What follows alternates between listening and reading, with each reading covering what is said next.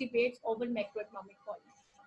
आपका micro economics जो कि फर्स्ट सेमेस्टर में पढ़ा गया, उसके बाद उसकी यानी कि इकोनॉमिक्स की सेकंड ब्रांच मैक्रो इकोनॉमिक्स को आप लोग के सेकंड सेमेस्टर में पढ़ाया गया। अब ये वाला जो चैप्टर आप लोग का आखिरी टॉपिक बिल्कुल आपके इकोनॉमिक्स का खुलासा करता है।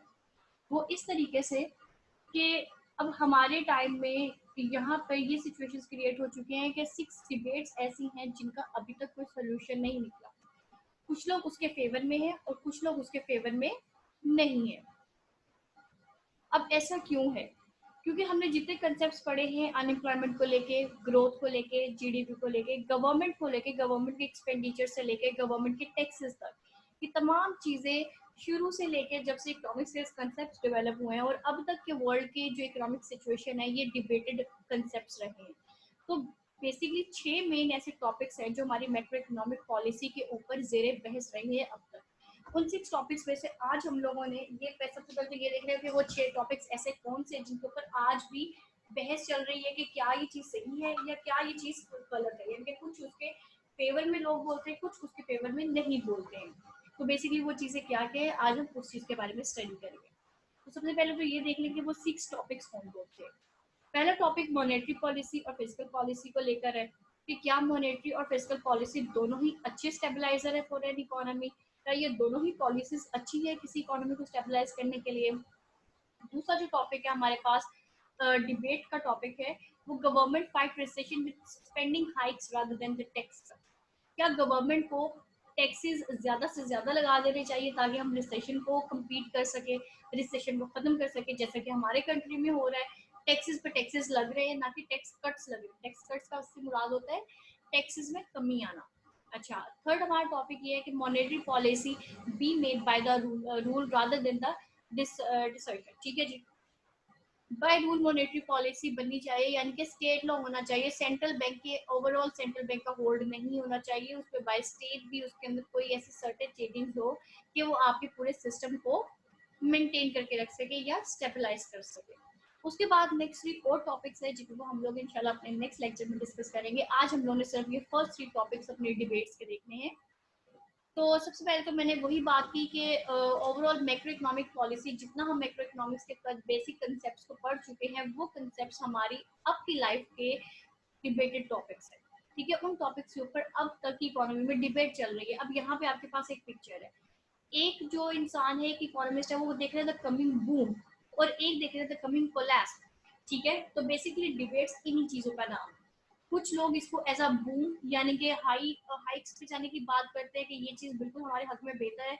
कुछ ये देखते हैं कि इनकी वजह से, इन पॉलिसीज की वजह से कोलैप्स आ सकता है। कोलैप्स का मतलब है कि हम लोग रिसेशन में जा सकते हैं, हम लोग स्टेबलाइजेशन की तरफ नहीं जाएंगे, स्टेबिलिटी की तरफ हमारी इकोनॉमी नहीं मूव करेगी। तो बेसिकली डिबेट्स इसी को कहा जाता है कि कुछ बूम के फेवर में और कुछ कोलैप्स की बात करते हैं।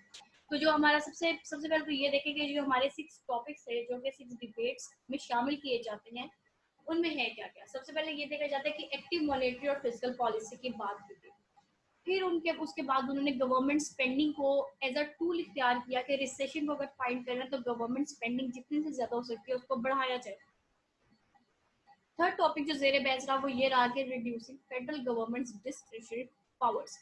फेडरल गवर्नमेंट की जितनी डिस्क्रिशनरी पावर्स है उनको रिड्यूस किया जाए तो शायद हो सकता है कि आपकी गवर्नमेंट या आपकी स्टेट, आपकी इकोनॉमी स्टेबल हो सके। लेकिन कुछ लोग इसके फेवर में नहीं थे।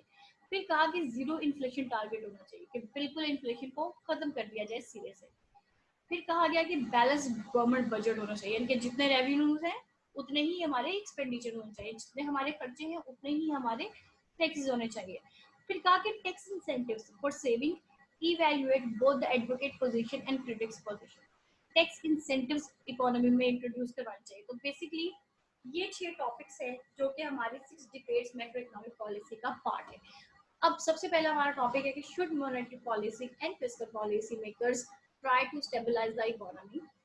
क्या मॉनेटरी और फिस्कल पॉलिसी जो मेकर्स हैं, जो फिस्कल पॉलिसी बनाते हैं और जो मॉनेटरी पॉलिसी को रेगुलेट करते हैं, क्या उनको चाहिए कि कोई ऐसी पॉलिसीज इंट्रोड्यूस करवाए जिससे हमारी इकोनॉमी स्टेबलाइज रहे। अब इसके हमने प्रोज देखने हैं और इसके हमने कॉन्स देखने हैं। ठीक है जी, सबसे पहले तो ये देखें कि ये हमारा टॉपिक है क्या, किस चीज़ के about. Changes in aggregate demand and aggregate supply. जब आप फिस्कल और मॉनेटरी की पॉलिसी की बात करते हैं तो सबसे पहला जो चेंज आएगा वो आपकी ओवरऑल मार्केट इकोनॉमी की डिमांड में आएगा और ओवरऑल इकोनॉमी की सप्लाई में देखा जाएगा। ठीक है जी। अगर एग्रीगेट डिमांड और एग्रीगेट सप्लाई में चेंजेस आती हैं तो वो किस किस्म की फर्दर चेंजेस का बायस बनती है? वो शॉर्ट रन फ्लक्चुएशंस लेके आएंगी आपकी आउटपुट के अंदर और आपकी एम्प्लॉयमेंट लेवल के अंदर। Then monetary and fiscal policy किस तरीके से रिएक्ट करती हैं? मॉनेटरी एंड फिस्कल पॉलिसी अगर इंप्लीमेंट की जाएगी तो आपके एग्रीगेट डिमांड का कुछ शिफ्ट कर सकती है। नेक्स्ट एक है वो फ्लक्चुएशंस को इन्फ्लुएंस करेगी। हो सकता है कि मॉनेटरी फिजिकल पॉलिसी की वजह से आपकी जो इकोनॉमी फ्लक्चुएट करती रहे, कभी प्राइसेस अप हो जाए कभी प्राइसेस डाउन हो जाए। सिंपल इतना सा इस चीज का इंट्रोडक्शन था कि बेसिकली मॉनेटरी पॉलिसी और फिजिकल पॉलिसी एग्रीगेट डिमांड और एग्रीगेट सप्लाई के ऊपर असरअंदाज होती है और छोटी छोटी फ्लक्चुएशंस का बायस बनती है। अब अगर ये पॉलिसी मेकर्स को कह दिया जाए कि इकोनॉमी को स्टेबलाइज करें तो इससे हमारे असरअंदाज हमारी इकोनॉमी के ऊपर इम्पैक्ट कैसा पड़ेगा उसको देखते हैं। ये प्रोज हैं, ठीक है, जो चीज उसके फेवर में है, यानी कि ये अगर ये आप पॉलिसी इख्तियार करेंगे हमारे पॉलिसी मेकर्स तो क्या होगा। सबसे पहले तो ये देखा जाता है कि अगर एग्रीगेट डिमांड एकदम से स्मॉल हो जाए, मैंने पहले कहा कि ये दोनों पॉलिसीज एग्रीगेट डिमांड और एग्रीगेट सप्लाई के ऊपर असरअंदाज होंगी, तो ये देखा जाता है कि अगर एग्रीगेट डिमांड काफी ज्यादा छोटी हो जाए, यानी कि लोगों का इतना रुझान ना हो, लोगों का रुझान कम हो जाए, कम ट्रेंड आए डिमांड का, तो उससे क्या होगा? अगर किसी चीज को लेके डिमांड का ट्रेंड कम हो गया, इट मीन्स कि जो लोग उसको प्रोड्यूस कर रहे थे उन्होंने लोगों की डिमांड की वजह से अपनी प्रोडक्शन कम कर दी। प्रोडक्शन कम करने की वजह से उनको अपने कुछ मजदूर फारिग करने पड़ गए। अब जो फारिग हो गए मजदूर, उन्होंने क्या कर दिया? अनएम्प्लॉयमेंट के रेट को हाई कर दिया। ठीक है जी। अब policy makers boost government spending, cut taxes and expand the money supply. अब इसी चीज को अगर डील करना है तो पॉलिसी मेकर्स को ऐसी पॉलिसी बनानी पड़ेगी जिससे गवर्नमेंट स्पेंडिंग ज्यादा से ज्यादा हो, टैक्स कट्स लगाए जाए यानी कि कम टैक्सेस लोगों को अदा करने पड़े, और मनी सप्लाई ज्यादा से ज्यादा मनी ग्रोथ बढ़ाई जाए। लेकिन वो ये भूल गए कि इसकी वजह से इन्फ्लेशन भी क्रिएट होता है अगर मनी सप्लाई ज्यादा हो जाए। ऑन द अदर हैंड अगर एग्रीगेट डिमांड ज्यादा हो गई है इकोनॉमी में तो उसके साथ क्या असरअंदाज होगा? पॉलिसी मेकर्स क्या करेंगे? गवर्नमेंट स्पेंडिंग कम कर देंगे, यानी कि अगर एग्रीगेट डिमांड कम है तो पॉलिसी मेकर्स गवर्नमेंट स्पेंडिंग को बढ़ा देंगे। लेकिन अगर एग्रीगेट डिमांड ज्यादा है तो पॉलिसी मेकर्स क्या करेंगे इस सूरत में, यानी कि जब ये वाली सिचुएशन क्रिएट होती है मॉनेटरी फिस्कल पॉलिसी में, तो पॉलिसी मेकर्स करते क्या है? अगर एक्सेसिव डिमांड देखी जा रही है इकोनॉमी के अंदर, ऑब्जर्व की जा रही है, तो पॉलिसी मेकर्स आपकी गवर्नमेंट स्पेंडिंग को कम कर देंगे और टैक्सेस को बढ़ा देंगे और मनी सप्लाई को आहिस्ता आहिस्ता कम करना स्टार्ट कर देंगे। नेक्स्ट ये कि इसकी वजह से क्या होगा? स्टेबल इकोनॉमी होगी और इसकी वजह से हर कोई बेनिफिट्स में जाएगा। ये गवर्नमेंट स्पेंडिंग कम है लेकिन टैक्सेस बढ़ गए हैं, लेकिन मनी सप्लाई कम होने की वजह से इन्फ्लेशन स्टेबल हो गया। और इसकी वजह से लेकिन एक चीज जरूर होगी कि अगर टैक्सेस ज्यादा है इट मीन कि उसने इन्फ्लेशन को बढ़ा दिया। तो यहाँ तक थी इसकी बात। अब ये देखते हैं कि डिबेट नंबर 1, ये जो आप लोग की मॉनेटरी फिस्कल पॉलिसी थी, इसके नुकसान क्या है। तो अगर इसको रखें तो इसको जो इसको अगेंस्ट में बोले, सिर्फ क्रिटिक में बोले, उन्होंने क्या कहा है कि पॉलिसी मेकर्स, क्योंकि मॉनेटरी और फिस्कल पॉलिसी को लेके बात हो रही है, तो उन्होंने किस तरीके से उन्होंने कहा कि अगर आप फिस्कल पॉलिसी या मॉनेटरी पॉलिसी को इम्प्लीमेंट करते हो तो ये आपकी इकोनॉमी को इमीडिएटली इम्पैक्ट नहीं करेगी। ठीक है जी। फिर उन्होंने कहा कि काफी ज्यादा टाइम लेगी, मतलब वर्कआउट कर जाएगी आपकी इकोनॉमी मॉनेटरी और फिस्कल पॉलिसी की वजह से, लेकिन it will be a time taking process.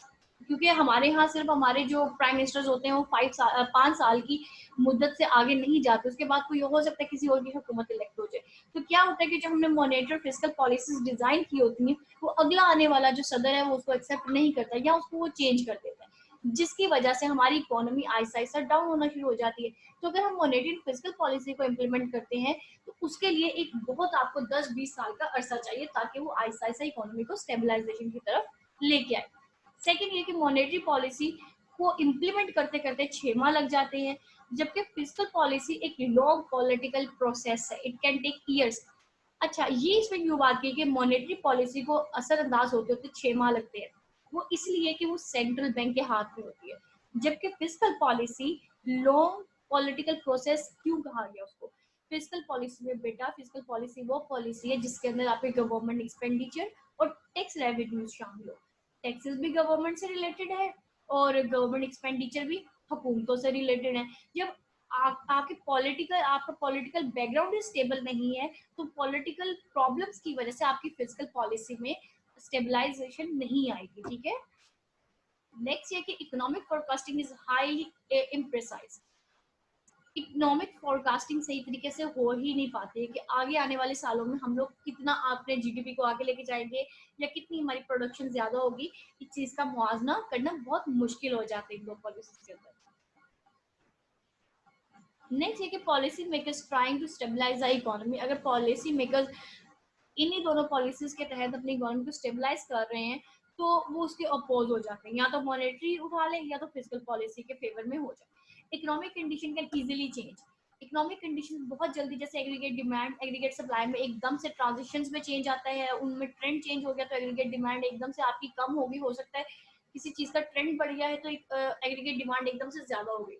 अब जैसे कुर्बानी थी, ईद उल अजहा गुजरी है, ठीक है, उसके उसमें क्या हुआ कि जो जानवरों की मंडी की सिचुएशन थी, उनकी कीमतों में इजाफा हो गया, एकदम से एग्रीगेट डिमांड बढ़ गई जानवरों के लिए। ठीक है, वो क्यों बढ़ी? क्योंकि हमारे यहाँ इवेंट आया, हमारे यहाँ एक ओकेजन आया था ईद उल अजहा का, इसलिए उस चीज की डिमांड मार्केट के अंदर बढ़ गई।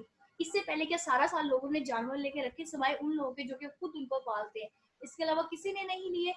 लेकिन इस खास मौके के ऊपर उनको भी लेने पड़े ये जानवर, क्योंकि उस टाइम पे ये इवेंट था, ये इवेंट की एक डिमांड थी, लोगों की डिमांड थी। तो लोगों ने क्या किया, जो उनके सप्लायर थे, जो जानवरों के सप्लायर थे, उन्होंने उनकी कीमतें थोड़ी थोड़ी बढ़ाना शुरू कर दी।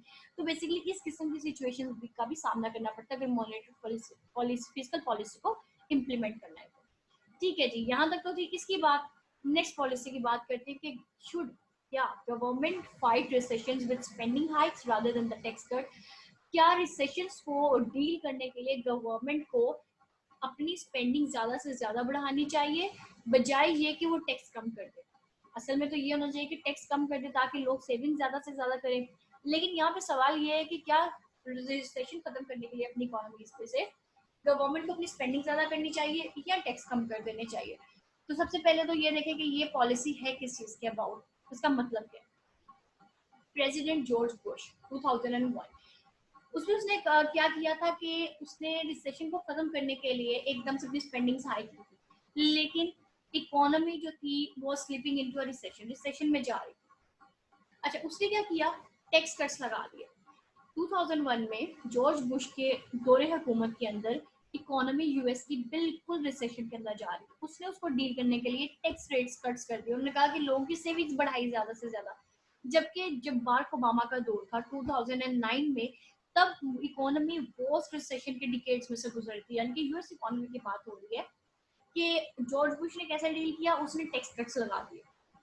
जबकि बाराक ओबामा ने क्या किया था, उसने स्टिमुलस पैकेज इंट्रोड्यूस करवाया। उसमें क्या था, उसमें था कि टैक्स रिडक्शन कर दी जाए and substantial increase in the government spending. उसने कहा कि टैक्स को तो आप रिड्यूस करो ही करो, लोगों के टैक्सेस कम कर दो ताकि उनके पास सेविंग्स आए, उसके साथ साथ गवर्नमेंट स्पेंडिंग को बढ़ा दो। गवर्नमेंट स्पेंडिंग को बढ़ाने से क्या होगा, उनकी इंपोर्ट एक्सपोर्ट में इजाफा होगा, उनकी इकोनॉमी की सिचुएशन स्टेबल होती जाएगी आहिस्ता आहिस्ता। ये चीज थी इन दोनों लोगों के दौरे हुकूमत में जो सी है। अब इन्हीं दो सिचुएशंस को कंसिडर करते हुए इसके प्रोज डिसाइड किए कि इसके प्रोज क्या है, इसके इस पॉलिसी को रखने के फायदे क्या है। सबसे पहला तो ये कि fundamental problem during recession. Recession के दौरान जो फंडामेंटल प्रॉब्लम्स का सामना करना पड़ता है वो ये होता है कि एग्रीगेट डिमांड जो है फ्लक्चुएटेड होती है, ठीक है, इनएग्रीगेट होती है, यानी कि फ्लक्चुएट करती रहती है। की टू एंडिंग रिसेशन, यानी कि अगर रिसेशन को एंड करना है तो इन पॉलिसीज की मदद कैसे ली जाएगी, एग्रीगेट डिमांड को रिस्टोर कर लिया जाए उस लेवल तक जहां तक फुल एम्प्लॉयमेंट का लेवल अचीव नहीं हो जाता। ठीक है, अगर आपसे कोई पूछे कि रिसेशन को एंड कैसे करना है तो साफ ये कह दिया जाए कि अपने फुल एम्प्लॉयमेंट को अचीव करो, जबकि आपका एग्रीगेट डिमांड लेवल जो है उस लेवल को पहुंच जाए जहाँ पे हर कोई एक चीज को अप्रोच करने की हैसियत रखता हो। ठीक है जी, मॉनेटरी पॉलिसी को इंट्रोड्यूस करवा जाए। कैसे जी, first line of defence economic downturn. अगर आपने जैसे आपकी गवर्नमेंट रिसेशन में जा रही है, रिसेशन के टाइम पीरियड चल रहे हैं, तो उस सूरत में आपके पास पहला टूल होता है मॉनेटरी पॉलिसी को इम्प्लीमेंट कर दिया जाए। इंक्रीज द मनी सप्लाई को बढ़ा दिया जाए। लेकिन ये कि मनी सप्लाई के बढ़ने से इन्फ्लेशन भी आ सकता है। लेकिन मनी सप्लाई के बढ़ने से एक और काम भी हो सकता है कि इंटरेस्ट रेट रिड्यूस हो जाएंगे। फिर लोग क्या करेंगे, लोग कहेंगे कि अच्छा इतने कम रेट पे लोन मिल रहा है, हम ले लेते हैं। लोग ज्यादा से ज्यादा मनी लेना स्टार्ट करेंगे, बोरो करने की कॉस्ट कम हो जाएगी और लोगों की इन्वेस्टमेंट के लिहाज से स्पेंडिंग आहिस्ता आहिस्ता बढ़ना शुरू हो जाएगी। और इसके साथ साथ जैसे ही इन्वेस्टमेंट के लिए स्पेंडिंग बढ़ेगी तो लोगों को चीजों की खरीदने के लिए आहिस्ता आहिस्ता डिमांड में इजाफा हो जाएगा। तो बेसिकली ये थे इसके प्रोस। फर्दर, अब ये तो बात होगी मॉनेटरी पॉलिसी की। अगर इसी सिचुएशन के अंदर फिस्कल पॉलिसी को इम्प्लीमेंट किया जाए तो फिस्कल पॉलिसी इम्प्लीमेंट करती है टैक्सेस और एक्सपेंडिचर के अबाउट। तो टैक्सेस को कट कर दिया जाए। टैक्सेस को कट करने से क्या होगा कि जो हाउस होल्ड हैं, जो आम घर के लोग हैं, उनकी डिस्पोजेबल इनकम में इजाफा हो जाएगा। डिस्पोजेबल इनकम से मुराद है उनकी सेविंग्स में इजाफा हो जाएगा। उनकी कंजम्पशन के ऊपर स्पेंडिंग बढ़ जाएगी। कहाँ वो टैक्सेस की वजह से सिर्फ एक चीज अफोर्ड कर पा रहे थे, अब टैक्सेस कम हो गए हैं तो उनकी सेविंग ज्यादा आई तो वो दोनों चीजें खरीद रहे हैं। ठीक है जी। नेक्स्ट ये कि इंक्रीज गवर्नमेंट स्पेंडिंग। एक तो हो गया टैक्सेस के हवाले से, अब हो गया गवर्नमेंट स्पेंडिंग के हवाले से। इसमें क्या होगा कि डायरेक्टली एग्रीगेट डिमांड आपकी अबव जाएगी। इन दोनों को मिला के एक मल्टीप्लायर इफेक्ट क्रिएट होगा। वो क्या, उससे क्या मुराद है? उससे मुराद है कि मल्टीप्लायर इफेक्ट जब आएगा, हायर डिमांड होगी, इट मीन्स कि आपकी हायर इनकम होगी। जितनी डिमांड किसी चीज के लिए हाई होती जाएगी, गवर्नमेंट को इन चीजों से रिसेशन की पीरियड से निकलने के लिए मनी सप्लाई को इनोग्रेट करना पड़ेगा और लोगों की इनकम ज्यादा करनी पड़ेगी। इसकी वजह से क्या होगा कि इन डिजिटल इनकम की वजह से लोगों की स्पेंडिंग ज्यादा से ज्यादा होती जाएगी। ज्यादा स्पेंडिंग होगी उसकी वजह से एग्रीगेट डिमांड भी लोगों की बढ़ती जाएगी।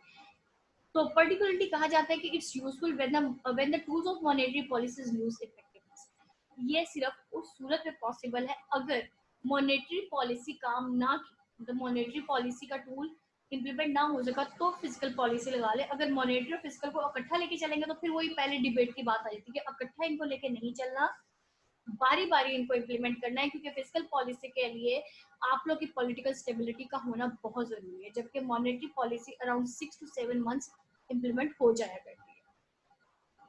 फर्दर, अब बात कर लेते हैं उस डाउन टर्न की जो कि ओबामा के दौर में आए थे। ठीक है, बाराक ओबामा के 2008 से 2009 के दरमियान में। उसमें फेड ने फिर क्या किया था? फेड ने क्या कहा था कि Fed cut its target interest rate to almost zero, can not reduce the interest rate zero below zero. अब जीरो रेट तो कर दिया इंटरेस्ट रेट का, यानी कि कोई इंटरेस्ट रेट नहीं चार्ज किया जाएगा लोन आउट मनी के ऊपर,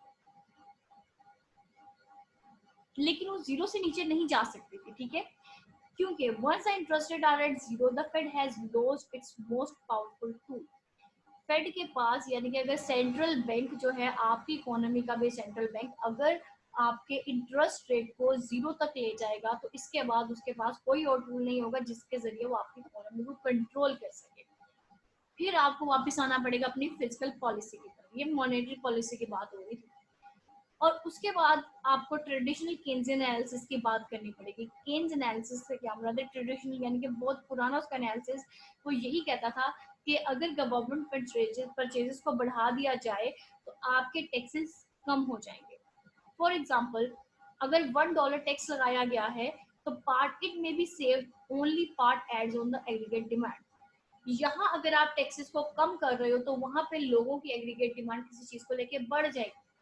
ठीक है, अब एक फ्यूल की बात करें तो आम से चले एक कोल्ड ड्रिंक की बात करते हैं। कोल्ड ड्रिंक के ऊपर टैक्स कम लगा दिया जाता है, तो अब आप कोल्ड ड्रिंक ज्यादा से ज्यादा लेंगे। ठीक है, आप कहाँ सोच रहे थे कि नहीं ये कोल्ड ड्रिंक पीनी नहीं चाहिए, उसके ऊपर टैक्स बढ़ गया है, ये है वो है। तो उसके बाद जैसे उसका टैक्स कम हुआ, साथ ही लोगों का ट्रेंडिंग रुझान है उस चीज को खरीदने का, वो उसकी तरफ बढ़ गया। तो यहाँ तक इसकी बात होगी। फर्दर ये कहा जाता है अगर $1 गवर्नमेंट की स्पेंडिंग पे लगाया जाएगा तो एग्रीगेट डिमांड कंप्लीटली बढ़ सकती है। आगे बात करते हैं इसके फर्दर की। फिर ये कहा गया था कि 2009 में ओबामा जो उसके एडमिनिस्ट्रेशन थी उसने एस्टिमेट्स कुछ लगाए थे। ये आप लोग के लिए जानना जरूरी है कि जब उन्होंने $1 टैक्स कट लगाया था तो उनका जीडीपी $0.99 के रेट के मुताबिक बढ़ा। जब उन्होंने $1 गवर्नमेंट परचेज में लगाया तो जीडीपी 1.59 बढ़ गया। यानी कि टैक्स कट जब लगाया तो जीडीपी में थोड़ा सा चेंज आया, इंक्रीज आया, लेकिन जब गवर्नमेंट परचेज यानी गवर्नमेंट स्पेंडिंग बढ़ाई गई तो उनका जीडीपी ज्यादा रेशो में बढ़ा। इसी तरीके से उन्होंने इस स्टिमुलेट्स पैकेज से, मैंने आपको बताया था कि बाराक ओबामा ने जो जॉर्ज बुश था उसने सिर्फ टैक्स कट्स लगाए थे, जबकि बाराक ओबामा ने स्टिमुलस पैकेज को इंट्रोड्यूस किया था, जिसमें उसने कहा था कि गवर्नमेंट स्पेंडिंग और टैक्स कट्स दोनों को इम्प्लीमेंट किया जाए। तो बेसिकली इस पैकेज की वजह से 800 बिलियन डॉलर इसने सेव किए, इनके जीडीपी में इजाफा करवाया। क्रिएट और save more than 3 million jobs by the end of the president second year in the office. उसे बहुत सारी मिलियन जॉब्स भी क्रिएट की थी। इफ यू नो कि ओबामा का दौर काफी ज्यादा अच्छा रहा था। Three kinds of government spending, उसने three kinds of government spending को इंट्रोड्यूस करवा दिया था। फर्स्ट ये कि शॉवल रेडी प्रोजेक्ट्स, यानी कि इस तरह की शॉवल रेडी से मुराद है कि आपके प्रोजेक्ट्स रेडी टू गो हो, कि आप लोगों ने सिर्फ उसको इम्प्लीमेंट करना और इकोनॉमी आपकी प्रोड्यूस करना शुरू हो जाएगी आउटपुट। सेकंड, गवर्नमेंट स्पेंडिंग कहाँ करनी चाहिए। बेसिकली ये बताई जा रही है कि गवर्नमेंट स्पेंडिंग असल में करनी कहाँ चाहिए। गवर्नमेंट स्पेंडिंग की तो बहुत बात होगी, लेकिन असल में गवर्नमेंट के खर्चे बेसिकली किन पर्टिकुलर चीजों में होने चाहिए।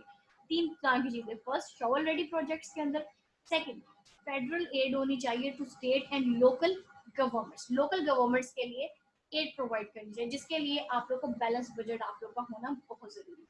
फिर उसने कहा कि increase payment to the jobless को कोई ना कोई वेलफेयर फंड प्रोवाइड किया जाए, कोई जॉबलेस इंश्योरेंस प्रोवाइड किया, अनएम्प्लॉयमेंट इंश्योरेंस सिस्टम बेसिकली इसी ने इंट्रोड्यूस कराया था कि यहाँ पे हमारी गवर्नमेंट स्पेंडिंग खर्च होनी चाहिए।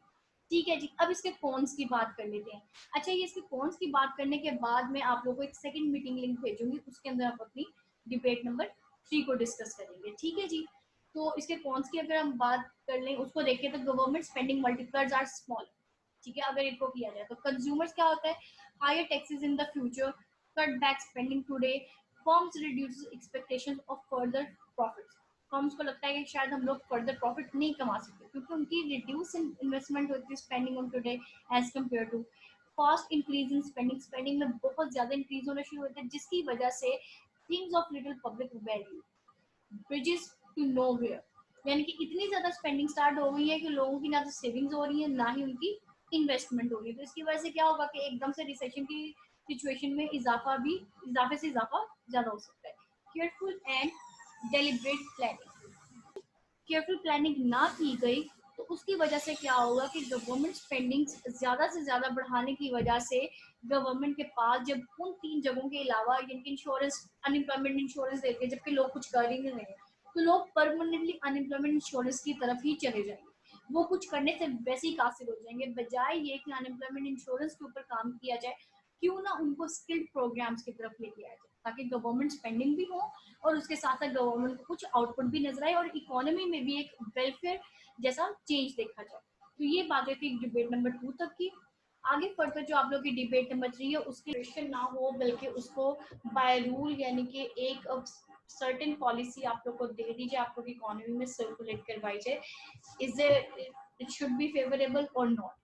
तो सबसे पहले तो हम लोग ये देखते हैं कि इसके अंदर डिस्कस किस चीज को किया जाए। सबसे पहले इस पे फॉर्मेस्ट पे आता है कि federal open market committee set की जाती है, जो कि मॉनेटरी पॉलिसी को सेट करती है कंप्लीट डिस्कशन के साथ। ठीक है, फिर एवरी 6 वीक्स दोबारा से उस कमेटी बैठती है और अपनी मॉनेटरी पॉलिसी को कंसिडर करती है। उसमें क्या किया जाता है, सबसे पहले तो उसमें इवेलुएट किया जाता है कि इकोनॉमी की स्टेट ऑफ द इकोनॉमी क्या है। Second, short term interest rate को इम्प्लीमेंट किया जाता है only to raise and lower और लीव अनचेंज्ड। ठीक है, फेड क्या करती है, जो आपका सेंट्रल बैंक है वो एडजस्ट करता है मनी सप्लाई को। ठीक है, ये बेसिकली इस किस्म की पॉलिसी का इनिशिएटिव। अब इसके जो फेवर में लोग बोले हैं वो किस तरीके से बोले, उन्होंने कहा कि problem with this in monetary policy ये थी कि वो इनकम्पिटेंस को लिमिट नहीं करती है और अब्यूज ऑफ पावर है, यानी कि पावर का गलत इस्तेमाल भी हो सकता है कि आप ज्यादा से ज्यादा लोगों के ऊपर टैक्स इंसाइड कर दो। ठीक है, पॉलिटिकल बिजनेस साइकिल होता है कि इंटरेस्ट रेट ज्यादा से ज्यादा इंप्लीमेंट किए जाए, जिसकी वजह से हो सकता है पॉलिटिकल बिजनेस साइकिल बन जाए कि जब स्टेट चाहेगी तो रिसेशन आ जाएगा, जब स्टेट चाहेगी तो लोग बूम में चले जाएंगे। ठीक है जी। If the central bankers alive with the politicians, अगर इसमें सेंट्रल बैंक भी आपके जो पॉलिटिशियंस है उनके साथ एक अलायंस बना सकते हैं। ठीक है जी, तो यानी कि दोनों आपस में कनेक्ट हो सकते हैं अगर आप लोग इनको कनेक्ट करना चाहो। दूसरा ये कहा था कि इसी पॉलिसी के अकॉर्डिंग इकोनॉमिक फ्लक्चुएशंस क्रिएट होती हैं, जो कि फर्दर इलेक्ट्रिक कैलेंडर की तरफ चलती है। प्रॉब्लम क्या थी इस मॉनेटरी पॉलिसी के साथ? फर्दर ये था कि ये हो सकता है इन्फ्लेशन, डिजायरेबल इन्फ्लेशन की तरफ ना लगे जाए, कि एक नेचुरल रेट ऑफ इन्फ्लेशन होता है, एक होता है ज्यादा से ज्यादा इन्फ्लेशन रेट का बढ़ जाना, यानी कि हाइपर इन्फ्लेशन की तरफ चले जाना। उसमें क्या होगा कि सेंट्रल बैंक्स को तो पता है इसके लॉन्ग रन में इन्फ्लेशन और अनएम्प्लॉयमेंट में आप लोग ट्रेड ऑफ नहीं कर सकते हो। आपको अनएम्प्लॉयमेंट की एक स्टैटिक रेट पे खड़े होते इन्फ्लेशन सिर्फ बढ़ता हुआ नजर आएगा। आपके पास ये ऑप्शन नहीं होगा लॉन्ग टर्म में कि आप चाहे इन्फ्लेशन को कम कर लो तो अनएम्प्लॉयमेंट को बढ़ा दो, या अनएम्प्लॉयमेंट को कम कर लो और इन्फ्लेशन को बढ़ा दो। ठीक है, तो सेंट्रल बैंक को इस चीज के बारे में सही से इलम होता है। बाकी उनका एक जीरो इन्फ्लेशन का गोल अनाउंस होता है, जिसके बाद उसे आगे इनके पास कोई ऑप्शन होता ही नहीं। ठीक है, टाइम इनकंसिस्टेंसी होती है इस पॉलिसी। सेकंड ये कि इसमें शॉर्ट टर्म ट्रेड ऑफ जरूर इसमें चलती है इन्फ्लेशन और अनएम्प्लॉयमेंट के बिटवीन। लास्ट पे इसके कॉन्स की अगर बात कर ली जाए, किसके नुकसान है, इसके फेवरेबल नहीं थे, इसके अगेंस्ट जो लोग बोले थे उन्होंने ये कहा था कि discretionary monetary policy flexible policy. क्यों? क्योंकि वेरियस सर्कमस्टेंसेस क्रिएट होते हैं जिसके अंदर आपके जो सेंट्रल बैंक है वो मुख्तलिफ तरीकों से इम्प्लीमेंट करता है, उस पॉलिसी को फॉर्मुलेट करता है, फ्लक्चुएट करता है। ठीक है, better to appoint good people to conduct monetary policy. It's better कि आप लोग अच्छे लोगों को अपॉइंट करें ताकि वो मॉनेटरी पॉलिसी को बाकायदा तौर पे कंडक्ट कर सके, ना कि अपने मुताबिक उसको चला सके। And then give them the freedom to do the best they can. अगर आप लोग अच्छे लोगों को अपॉइंट करेंगे तो फिर वो अच्छा ही रिजल्ट शो करेंगे। The elite problems with discussion, इन्होंने कहा था कि अगर ये वाली पॉलिसी मॉनेटरी पॉलिसी को स्टेट के साथ मिला दिया जाए तो पॉलिटिशियंस और सेंट्रल बैंकर्स आपस में मिलकर एक अलायंस क्रिएट कर लेंगे। जबकि इसके अगेंस्ट जो लोग बोले थे उन्होंने कहा था कि अगर अलायंस क्रिएट कर लेंगे तो इससे प्रॉब्लम होगी। क्या होगी कि एक लार्ज हाइपोथेटिकल सिचुएशन क्रिएट हो जाएगी। ठीक है, ये बेसिकली इसकी मेन सबसे बड़ी प्रॉब्लम थी कि ना बैंकर्स को ट्रस्ट कर पाएगा आपकी आपकी जो इकोनॉमी के लोग हैं, आपके कंज्यूमर, ना आपके पॉलिटिशियन को ट्रस्ट कर पाएगा। तो इसीलिए इट्स बेटर कि मॉनेटरी पॉलिसी सेंट्रल बैंकर्स के हाथ में, उनके हाथ में रहनी चाहिए और रूलर्स के हाथ में उनकी स्टेट रहनी चाहिए। लेकिन इन पॉइंट्स पे आके लगता था, पिछले पॉइंट्स पे जैसे हमने पिछली अपनी स्लाइड में देखा, पिछली स्लाइड में उन्होंने ये कह दिया था कि पॉलिटिकल बिजनेस साइकिल भी क्रिएट होता है, यानी कि बिजनेस साइकिल को अपने हिसाब से आप लोग बूम में भी जा सकते हो। लेकिन ऑन द अदर हैंड यही चीज बता दी गई कि अगर सारी की सारी चीजें इनके हाथ में दे दी जाएगी तो हो सकता है मॉनेटरी पॉलिसी को गलत तरीके से भी इस्तेमाल किया जाए, जहां पे उसको नहीं